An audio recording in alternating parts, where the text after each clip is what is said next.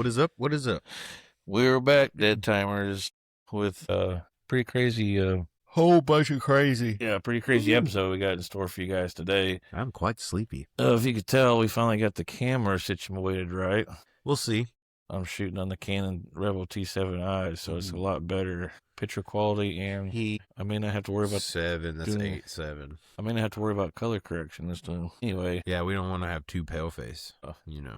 it even says up there. It says actual recording is in higher quality. So there you go. I can't read that far. It's only because I got my glasses on. I can barely read where it says dead time. Like, I can't read none of this shit to the right. Oh, well, we got the camera right there in front of us. Anyways. No, I mean, like, none of them words over there. Top of the show here. Yeah, top of the show here. We got some news, some crazy news. I'll let Chenry here go first. First thing, somewhere not too far from here, in Brentwood, Tennessee, a scuffle happened between an actor named Alan Richardson and a neighborhood Karen, or the male version of a Karen. Basically, the first video that come out was just Alan Richardson putting belt to ass, right? Well, then a second video come out, and turns out Alan Richardson, no fucking idiot, and wears body cam. So he's tolling through the neighborhood on his motorcycle, doing like 22, 23 miles an hour. It's not going very fast. He's got 2 kids behind him, you know? They're just kind of riding around the neighborhood. And the dude steps out in front of his bike and causes him to lock it up. And he's like, dude, what the fuck are you doing? And then he like pushes him. Richardson. He pushes, like, the Karen pushes the actor dude. So, yeah. And this dude ain't small, you know? Who picks a fight with Reacher? Yeah, with Reacher. Sean's never watched Reacher, and I told him. I've seen previews of it. I told him that, like, tonight, like, when you go to put something on fucking television, put that on television.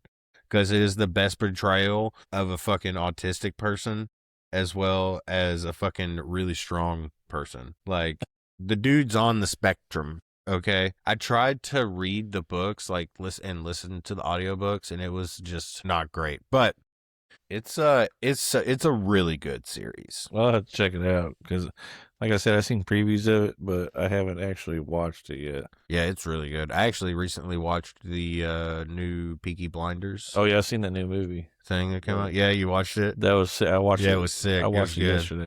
It was good. I don't want to spoil anything for the viewers, but it's definitely, I think they ranked it like a 7.8. It's definitely like a 7.8. Yeah. Yeah, I'll give it that. Out of 10? Yeah, I'll give it that. Yeah, it's up there. It's just like watching the show. Yeah. But longer. Yeah. It's basically what it is. So if you're a fan of the show and you've seen both seasons. Oh, there's more than 2 seasons. There's like 5. I forget how many seasons. If you watched all the seasons up to the end, like if you watched all of them. Yeah, it all ties together. Yeah, everything it's like at the end. You know what I mean? It ties everything together really well. Yeah. It's worth the watch, definitely. Of course, before I get into mine, make sure to like, subscribe to our channel below. That helps out the algorithm. Share it to your friends and family. Yeah, or people you don't know. I don't know. Right? Yeah, I don't know. Print out a fucking QR code and slap it on your mama's titty. We also got merch if you want to support your boys here. Because we just do this for shits and giggles. We don't really, we don't get, ad revenue or nothing like that for this. We're just starting out. This is only our 2nd season and our 3rd year for our YouTube channel. So we're still kind of, as far as the algorithm goes, we're still in the baby stage. As far as YouTube I get goes. A couple of reels here and there that'll pop off, but that's about it. But, like as I said, we're getting better equipment. I got this, I got actual photography cameras now, so we're actually getting better equipment as we go. Our filming is going to be a lot better in the upcoming videos that we have. We got some stuff planned for ghost hunting for the Wicked Paranormal page or YouTube, so we got some stuff planned for this year. I don't want to spoil anything, but we got some pretty good spots picked out for the year so far. Nice. We going hunting. Yeah. I'm really debating on getting a new little mini amp, a new little battery powered mini amp, and bringing a guitar out to some of these ghost hunts and riffing for ghosts and seeing if anything happens. Acoustically that could happen because they say that they, play some fucking like devil triads and shit, play some just dissonant notes, just play Black Sabbath, you know?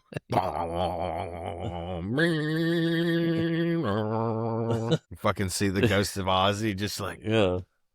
fuck yeah, man. We're also going to start doing some little mini games as we go ghost hunting. Like, we may draw out of a bag, like, you know, because I was thinking, this is why I was talking to Mom about this, who's also Joanne in the shows. But I was thinking we could pull out of a bag, and that would be like the hottest spot in the wherever we're ghost hunting at. And then we could also have to like maybe roll a dice. I was thinking like a D10. Yeah. Or something, because I haven't seen too many people ghost hunt with dice. I thought maybe somebody can roll a D10. Yeah. And then we have a selection of 10 things. Like one could be, you know, 30 minutes, no lights, you know, or, yeah, be cool. You know, one could be like 30 minutes blindfolded or something, or. Yeah, that would be cool. You know what I mean? So here's an idea. We each do our own bingo card. Yeah. You get the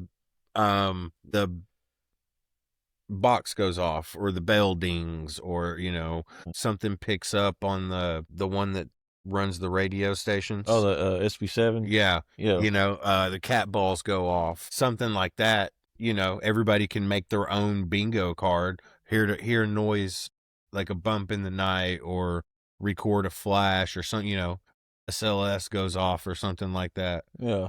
I think that'd be kind of cool. Dope. Yeah, we could come up with our own bingo cards for the night, and then that would be dope. Like right in the middle of something creepy happening, and then somebody's just like, "Bingo, I got it. This is the one I needed. Thank you, ghost." And then you just fucking antagonize the ghost, and everything gets crazier. That would be cool. Yeah, that'd be a good idea.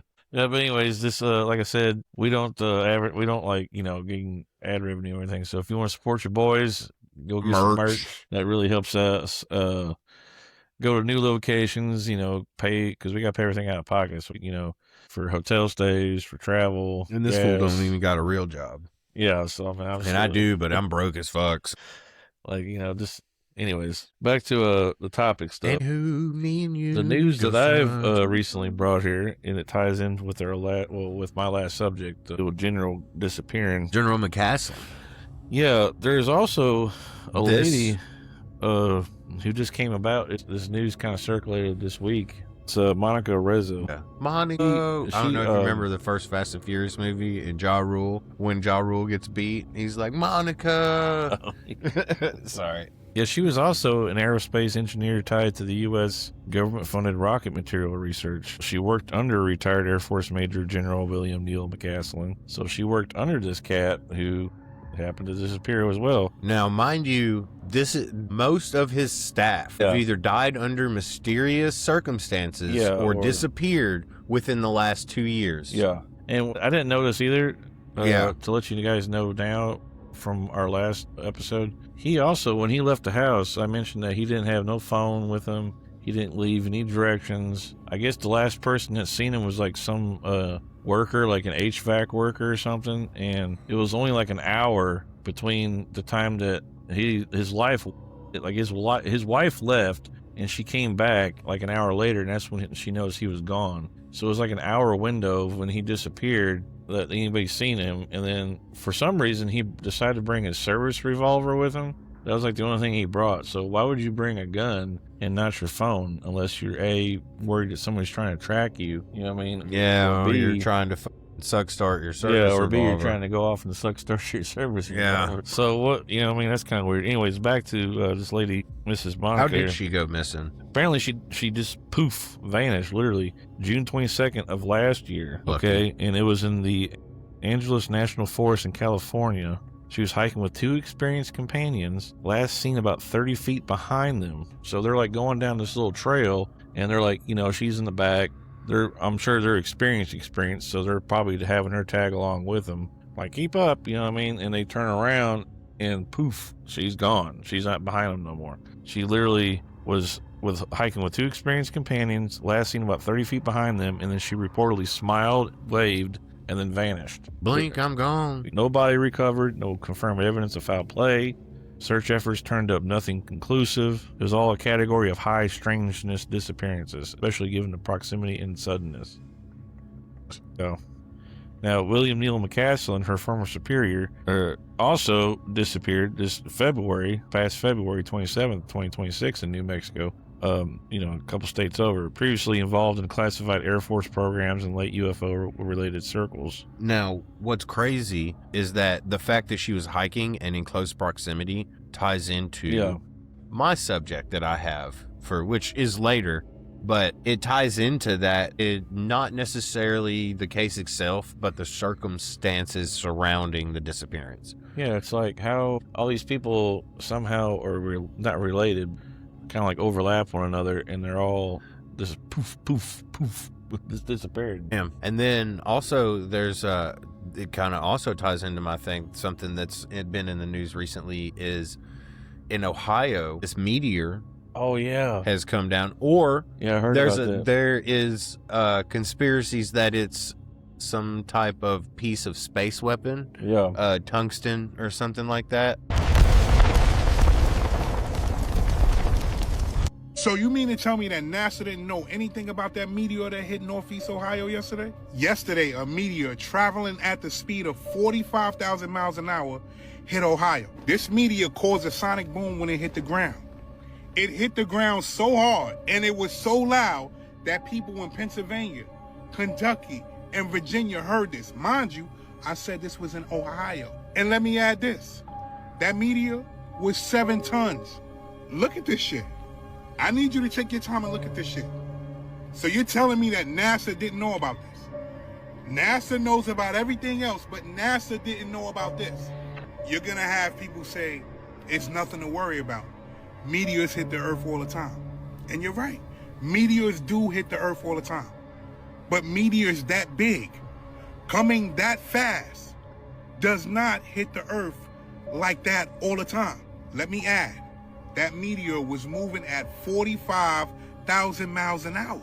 And we're not gonna act like 45,000 miles an hour is it's moving at a slow pace.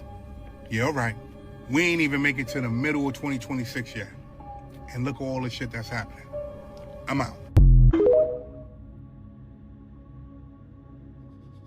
To be like some meteor and like fragments of it fell off, crashed in Ohio, and then the pieces that landed out in the forest, they now have reported migration spottings of Bigfoot. Yeah.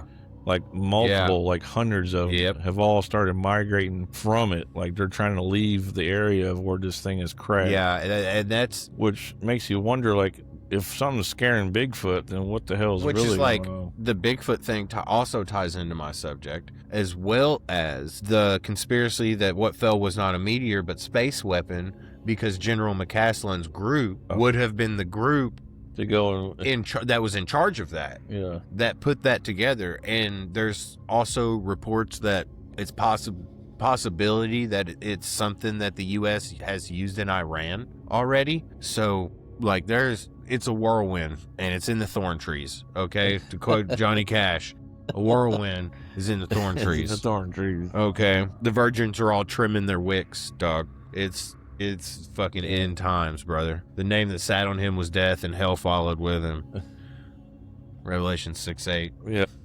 But speaking of disappearances, since your subject is disappearance, mine happens to be one as well, and it's also some current news that just popped up here recently, because this fellow really popped up here recently, so to speak. The person I'm talking about, he vanished 27 years ago. And now all of a sudden he just popped 99? up.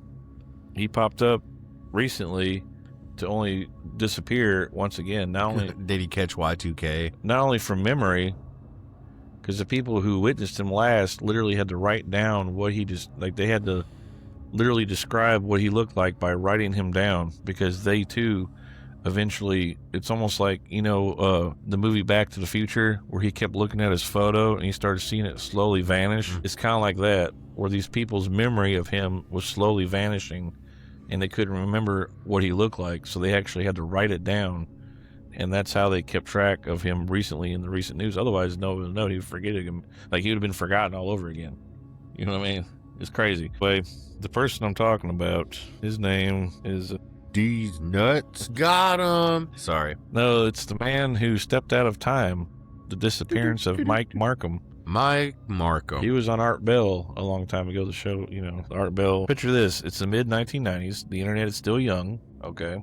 Wee little baby internet. Late night radio is where strange lives, where stories slip through the cracks of mainstream reality. And on one of those nights, Ain steps forward with a claim that he would cement his name in the fringe history of time anomalies. This guy's name was Mike Marcum. And according to the story, he didn't just disappear, he stepped out of time itself. Now, the call that started all was in 1995. A man named Mike Marcum called into a legendary paranormal radio show hosted by Art Bell. Is called Coast to Coast AM. Shit, I have heard this. I'm sure you guys I've heard the radio version of it. Piece. Yeah, I've heard the actual call on the radio, and it is remarkable. Now, if you know anything about Art Bell's show, you know that it was ground zero for unexplained UFO phenomena and shadow people, government conspiracies, kind of like what we talk about here. He wasn't talking about seeing anything. He claimed that he was building something. Okay, this guy Mike, a time machine. In fact, not in a lab, not with a grant, not with a school, not with government backing. In this dude's backyard, in his shed, like in his little garage out back, like some doc, like Back to the Future, some doc shit. Like this dude was building some, a time machine. That's what he claimed he was building back there. Now he used salvaged electronics, transformers, and kind of like rigged up components. Because this guy was like super, like even at the young stage, he was super into electronics, electricity, volts, amperage, you name it. And he would literally go and steal parts like from like transformers from like power supply, like huge transformers and shit, where they got, the power company will actually have like a farm of them. I mean, he would go steal. Yeah. He used salvage electronics, but what he described wasn't theatrical. It wasn't like he was like, tinkering around just for shits and giggles. This thing was operational, okay? Like he needed some juice because he needed the juice, like because it was operational. Like OJ? Like OJ Simpson? Not that kind of juice. He had to run for 2,000 yards to get the thing started? Yeah, and then run away in a Bronco. And now he's in heaven. Yeah. But probably not. Anyway. His setup reportedly included high voltage transformers, a circular or looped configuration, electrical arcs generating a rotating magnetic field, a central point, what he called the vortex, and he claimed that when the machine powered up, it didn't just spark or hum, it opened something, a distortion, a window, a hole, and he tested this thing. Okay, in one of the most often retold moments of the story, Marcum describes sending a screwdriver into the vortex, and what happened next is where things get strange. The screwdriver vanished, not dropped, not destroyed, poof, gone. Okay, but then seconds later it reappeared, bent, warped, as if it had subject to extreme stress or had traveled somewhere where it wasn't meant to go. Marcum took this as proof that he wasn't just creating energy, he was manipulating time. Okay, then came the experiment that made listeners uneasy. He reportedly placed his dog near the field. The animal reacted violently, panicked, distressed, and sensing something beyond human perception. According to the story, the dog either disappeared briefly or was affected in a way that convinced Marcum that the machine was far more dangerous than he anticipated. I mean, yeah, it's a lot of voltage, dog. Yeah, it's fucking dangerous. Accounts vary here, though, and this is where the narrative begins to blur between documented radio calls and later retellings. But one thing is consistent, though. Marcum believed that this machine was real, and he believed it worked, and he also believed it was getting out of hand, okay? Then he vanished. After the call, Art Bell, after describing his experiments and stuff, and, Art Bell was trying to tell him, look, you need to document this. You need to you need more than just yourself. He's like, don't be working on this thing by yourself no more. Like Art Bell tried to warn him, like, look, it's getting out of hand now. You need to you need to get hold of some scientists, not for, because I guess dude thought he was paranoid. He was like, oh, the government gets hold of this and, I'm out. They're going to cut me out of the picture. But he was like, no, you need for safety. At least hire an assistant or something. Don't do this by yourself. And that's when that was like last time he contacted him, and poof, he was gone. He just vanished out of thin air. Okay. No follow-ups, no interviews, no continued documentation, just silence. And for years, his story lingered in the archives of late night radio, curiosity fringe, legend, something that followed alongside other unexplained phenomena. But most people assume one or three things. Either A, gave up, he was a hoaxer, or something went terribly wrong.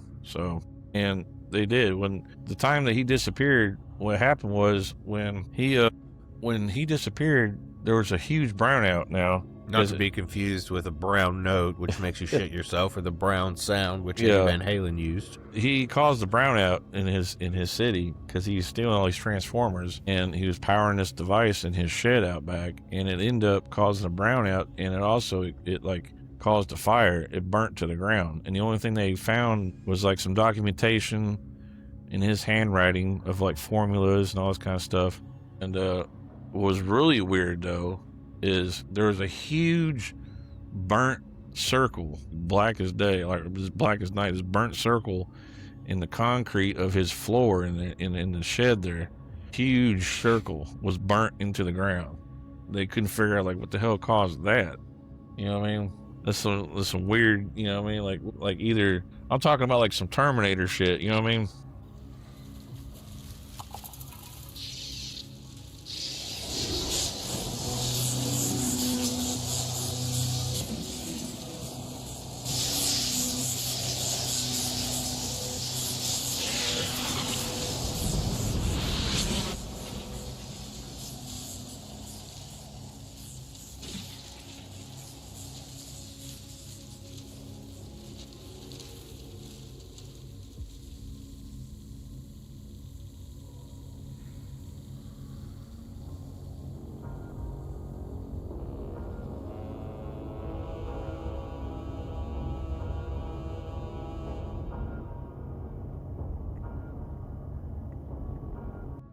If anybody's watched Terminator, like, you know, circle shit, like, it's like... Yeah, like a sphere. Like he was burnt into the ground.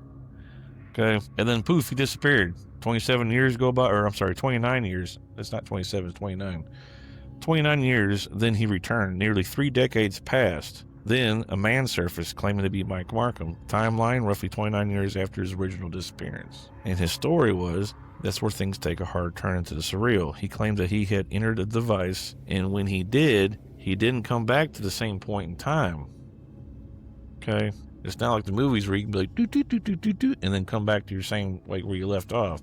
Yeah. He come back on a different thread of time. They sensed that time wasn't linear anymore. It was layered, unstable, unpredictable. Some versions of the story claim that he said he encountered a different environment, almost like an alternate timeline. Time passed differently. What felt like moments may have been years. He struggled to navigate or control where or when he was, and when he finally returned, decades have passed, but for him it was 29 years. It was something else entirely. Like, in these later accounts, he reported a period when he popped up, he was disoriented, he was aged, but not necessarily 29 years aged. He was like still pickled, you know what I mean? Like he was 29 years ago. He wasn't aged like you would think, you know what I mean? He wasn't like gray hair and stuff. He just looked the same, slightly aged. He was mentally strained. Some descriptions of him, he had like memory gaps, difficult explaining what happened, contradictions in his own narrative, which raises an important question. Was this man who traveled through time, or a man experienced something that he couldn't process? So, some crazy shit. They say, see here, yeah, I mean, they say that it could have like fried his mind. You know what I mean? The time travel, the experience itself. He's like, I mean, come back drooling. He could have just been stuck in a time loop. That too. He described it to. What was really weird is there's this. Of course, it's not my notes here. It's something I've recently watched on another show. There's apparently there's this couple. They're moving to this new farmhouse, and they found this trunk behind a wall. Okay, and it said on this trunk, it had a little note it said Mark Marcum's name on this note, and it's all dusty, like it's been there for years. Okay, and it also had formula, just like his formula, and they matched it up, so they knew it was his handwriting. Yeah. And he opened it up, and it had like all this paperwork, all this mathematics, these schematics of his machine that he built, like all this stuff, and it had like notes in there saying like, hey, this needs to be taken seriously. You need to send this to a lab, have it studied, have it, you know, and these people are like, what the heck? And apparently I think he's the one that he showed up to them at their house, and they had to physically write down his description, because he told them, he's like, look, I need you all to write down what I look like right now when I'm telling you this, because you're going to forget it later. So write it down while I'm here right now. So the lady started writing down all like what he looked like, the description. That's how they're like figuring out like he hasn't aged and stuff. they wrote down, like, what they need to do with these notes. And then shortly after, he just vanished again. And when he vanished, they started to forget, almost like he wasn't there to begin with. They started to forget what he looked like, what, to the point where they actually had to look at their notes to remind themselves of what they just witnessed. Yeah. It's almost like the Back to the Future photo where he slowly started to fade back out of time. Yeah. Well, what if, like, he has done this so many times that he knows that, like, that he's going to vanish? Well, it's almost... So he tells them, you have to write this down or you'll never... Yeah, you'll never remember. You'll never remember. Nobody ever will. Because he described it to him like being on the other side. He described it to where it wasn't like you jump ahead in the future or you jump in the past or something, like in sci-fi movies. He says it was like I was jumping over into another lane. Like if you're on a highway or something, it's like you're changing the lanes. And he was running side by side with our timeline, but it could be sped up or slowed down a little faster or slower. You see what I'm saying? And not to mention that when he was over there and he was trying to come back, that it was like trying to tune a radio that you can hear the music, but you can't really, it's still kind of fuzzy. Like you're like, say the radio station is like 101.98 or something, and you're like trying to like dial it in, but you're like at 101.97. So it's kind of like, it's still kind of fuzzy, but you haven't locked into the actual station yet.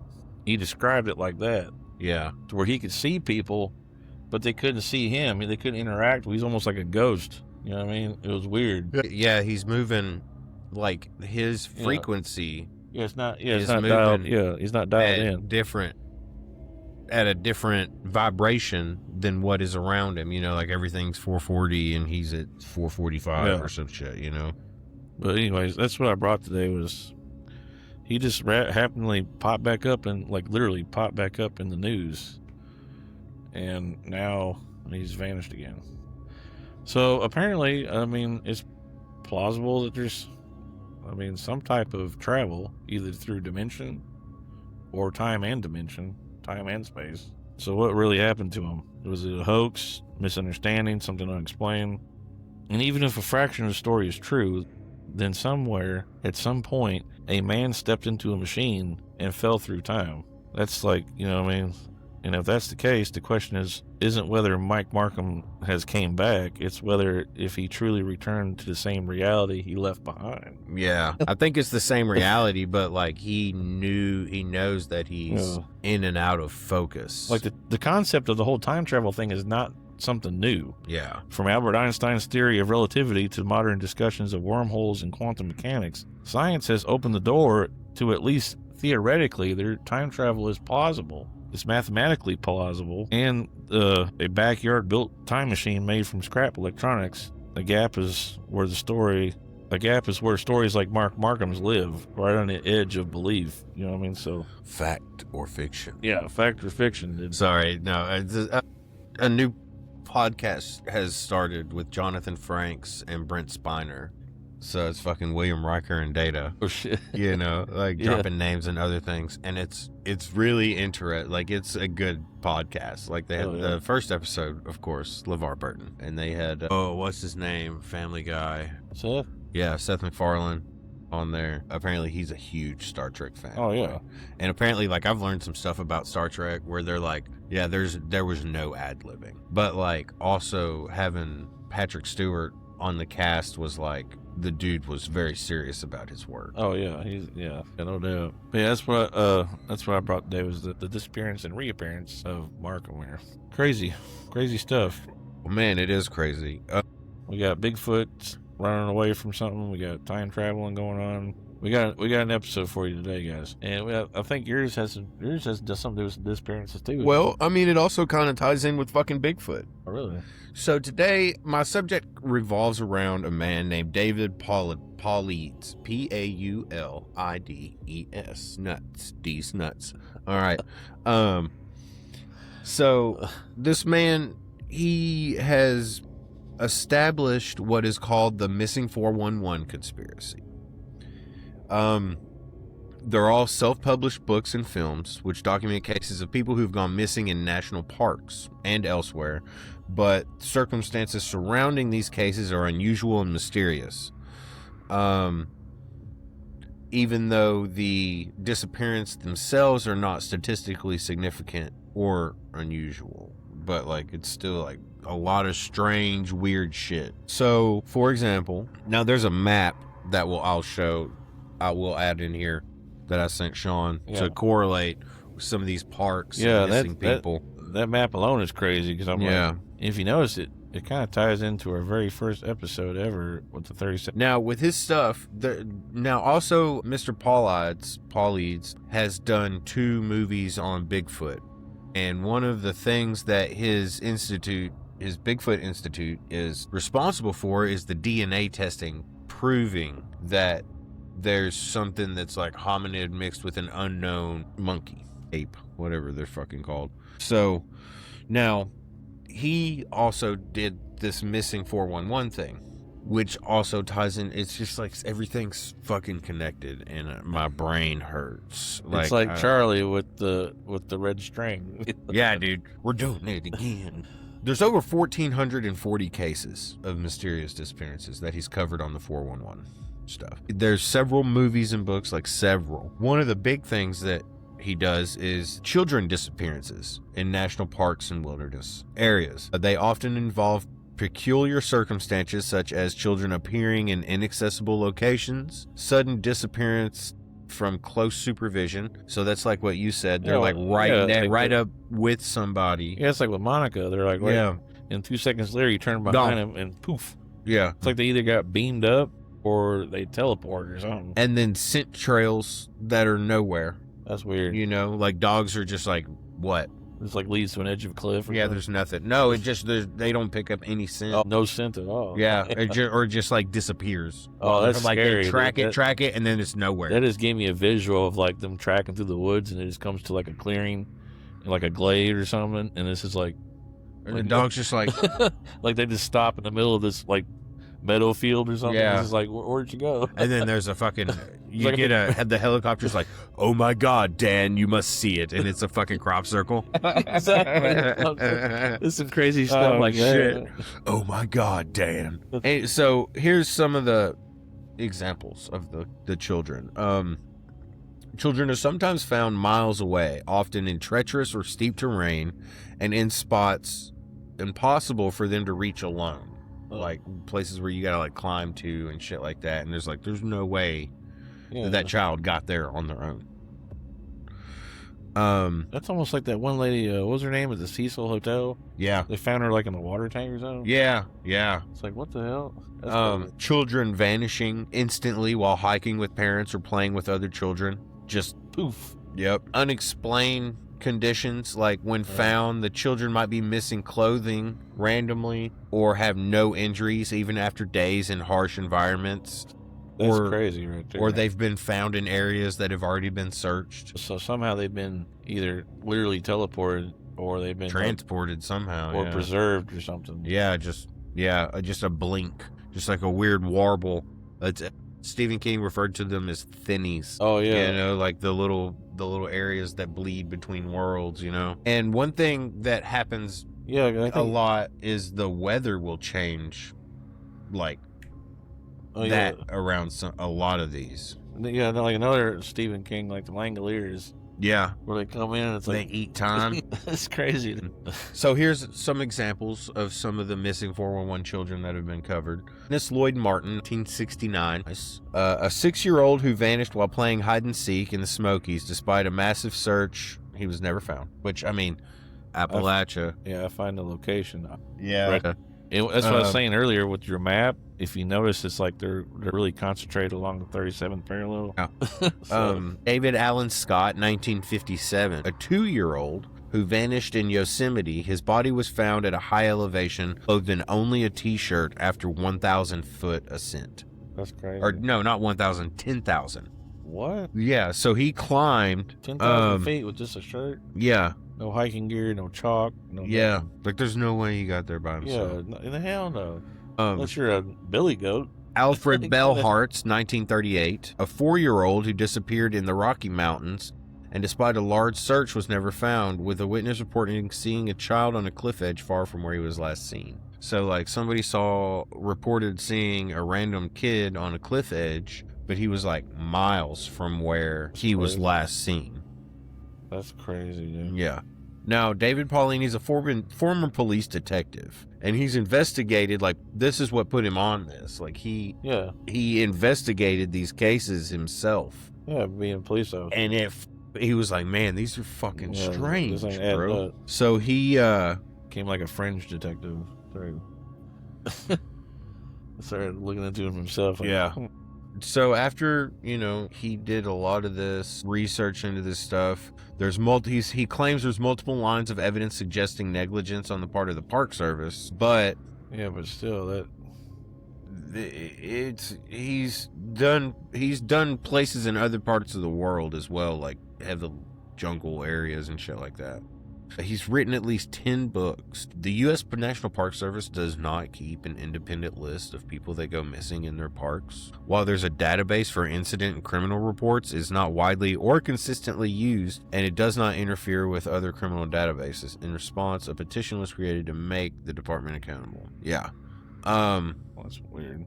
But yeah, there's a lot of claims that it's bullshit. I mean, obviously, but there's too much strange shit that happens in national parks, plus, like you said, the Bigfoots are moving. There's too many synchronicities all happening at and once. There's a lot of theories that, like, national parks were created to preserve Bigfoot habitats, pretty much, like it was an agreement made. Well, we'll be going to the guy who made the very first.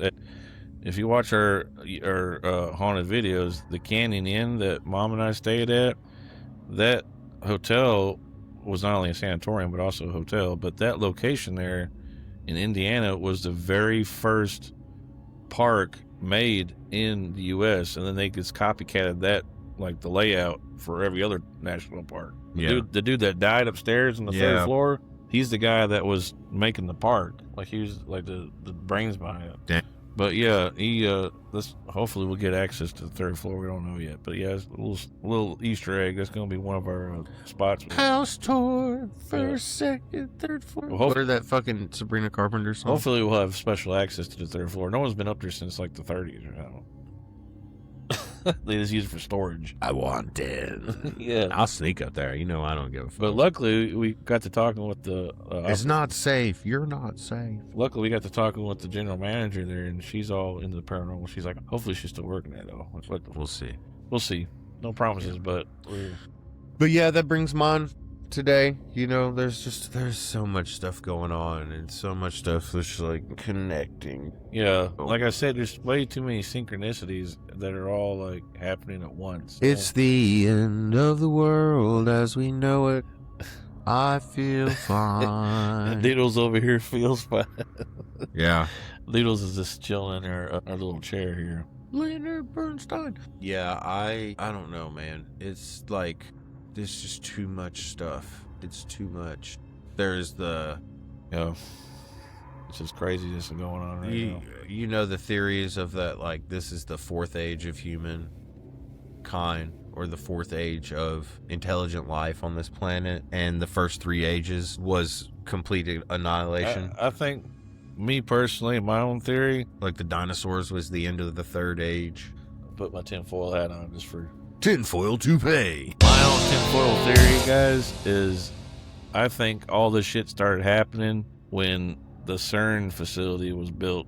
When they started colliding. Oh yeah. When they started slapping together atoms and stuff, and they're making these little spark, a little portless, a little bit tiny. And all it takes though is a little tiny black hole to start, something crazy. That some bitch will grow. You know what I mean? Yeah.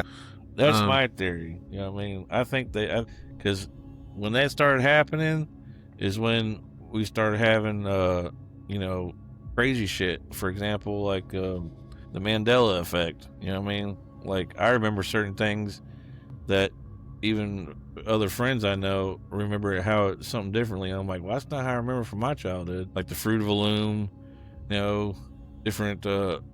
like name brand stuff, how they got their labels. Like there's all sorts of that's a whole subject for another day, is the Mandela effect. But I think that's completely real because of the whole CERN and what they started there. Okay, So there's this book series, the Dimension Space and the Multiverse Space series. So basically what happens is CERN activates something in the Large Hadron Collider, and it's like this beacon to this other intelligent life that's like, okay, this species has reached a certain point in their advancement to where they're colliding atoms together. Yeah. Yeah, like, okay, so now they're to the point where they're prime for us to fuck them up, right? So, but it's only like if it's in this where CERN is, basically, and apparently in all the parallel dimensions, it's where CERN is. You know what I'm saying? Yeah. They even got weird, like, they got the weird Hindu statue outside and stuff. Yeah. I forget which one. I'm not. But see, there's a lot of stuff that, like, it talks about in there where it's like, okay, the people that didn't get wiped out, there's only like 2 of them left. Like, only 2 people lived. And they figure out that if they do like a hard reset on the thing and pretty much blow it up, that it will shut everything down and reset the timeline. They figured out how to reset the timeline. And then eventually they're like, okay, so now we have to go on the offensive because these motherfuckers keep coming after us. So we're going to have to go back to the planet they come from, to the dimension they come from. We're going to have to reset that one and set them back. And they did that, and then they realized that it reset the timeline to the point where when they reset the timeline on the parallel dimension, they got back to their dimension, and it was like World War II times. What if it, you know what, this is another string theory here, but what if it's Marcum they send back like Cable for Marvel comics? Dude. What if he's like our Cable? Yeah. You know what I mean? Like, whoever watches comics out there, He's fucking up. Marcum's actually like Cable, really. And Yeah. he's trying to like fix stuff for us. Yeah. He just happened to discover it on his own. He's not doing a very good job. This is a string theory. You know? Yeah. Eventually they go like way back. Like they go back to that one, and then they go back to a period in time like even before that, where they're just like, it's been 1,000 years. That's crazy. So if they even went back to Earth at that point, it would be like fucking Roman times. So that's why you don't mess with time, folks, because time will bite you in the ass. yeah, dude, timey-wimey, my friend, timey-wimey. Time gets all fucking weird, man. Like I want to do time travel in a way that's responsible. Like, I wish I could TARDIS time travel, because I would like to go back and see shit and be able to speak the native language. Here's another string theory for you. What if time doesn't exist? It's just a form of man-made measurement. I mean, it's possible.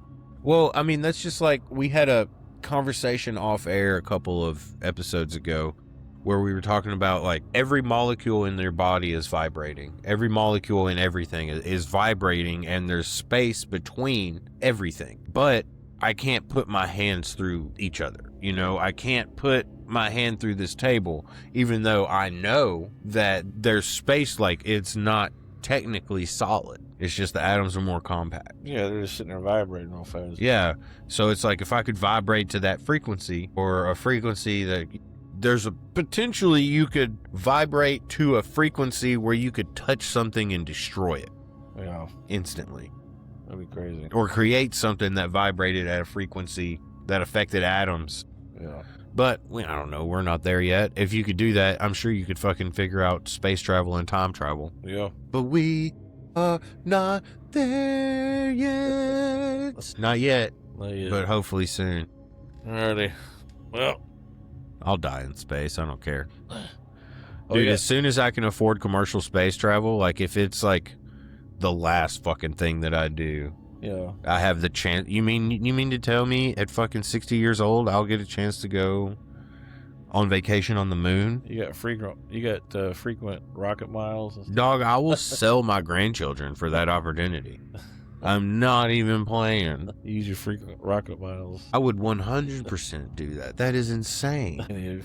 Anywho. We gotta do some thumbnails real quick, people, for our new gotta do the thumbnail. What? Yeah. But yeah, tune in next week, or the week after next. I'm sorry, every 2 weeks we have a new episode. So episode 17. We got some stuff moving down the pipe, like my dick when I come at night. All right, y'all. Stay tuned. Y'all take it easy. Peace.